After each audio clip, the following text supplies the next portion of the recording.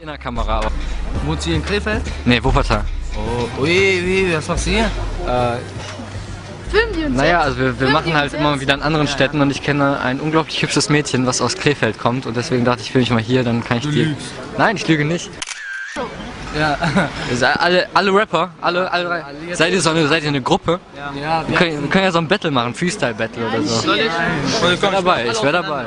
Na gut, dann fang mal an. Nein. Ja, fang Nein, hier ist Stein, weißt du, was ich meine? Wenn hier so Halle oder so, dann kannst du hier alle auseinandernehmen. Aber so nicht, oder was? Der lügt, der kann Komm, wir hatten schon ein paar epische Rap-Battles. Komm, leg mal los. loslaufen. Rap-Battle jetzt, Freestyle. Okay. Komm, mach mal. ايه قلنا بابا بتاعتي وحمي وكش من فيديو از وحمي وكش من شما بابا بتاعتي وحمي وكش من قصدي Das verstehe ich überhaupt nicht, kann ich auch machen. Aber ich würde gerne auf Deutsch mich mit dir battlen. Nein, der kann nicht. Ich kann nur Kurdisch. Ja, gut, okay. Deswegen heißen wir auch kurdische Namen. MC Kerro, MC Qahbe, MC... Was heißt das denn? Das ist also Baba aus der Stadt und so.